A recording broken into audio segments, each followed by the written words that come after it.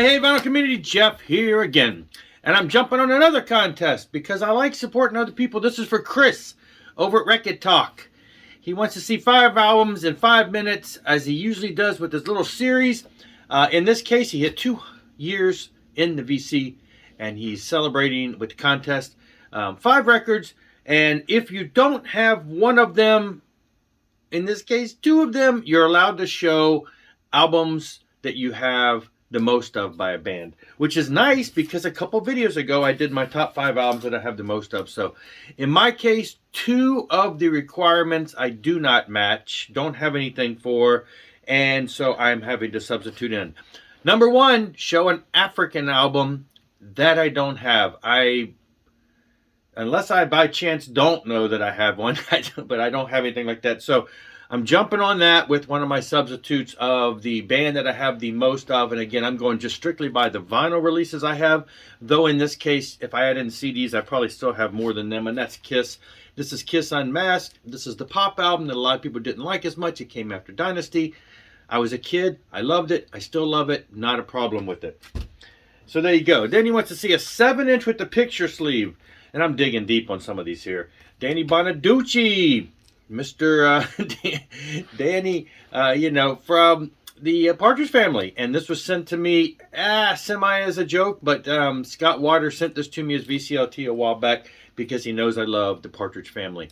And while this is just somebody's take on trying to capitalize on David Cassidy's fame by having somebody stand in and sing a song and putting Danny's face on there, one album didn't really work out very well. But anyway, cute single there. Then number 3, a Beatles cover song by another band. I found quite a few, but I figure I'd go again a little deep. Boots with Strings. Boots Randolph has, if you can see this here on the second side, he does a cover of Michelle, My Go. Anyway, and Chris was right. I mean, I found quite a few records in my collection that had Beatles covers.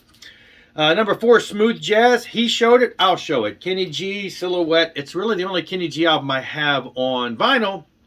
Pretty much have all of his stuff on CD. I am a not so much in the closet Kenny G fan. Back when I first got into jazz in the late 80s, it was Spyro Gyra, Billy Cobham, Kenny G. Those were the main bands that I listened to all the time. So I cut my teeth on Kenny G the early years. And still love it to this day. I would love to get more stuff of his on vinyl. This is all I have for now, and that's what I'm showing.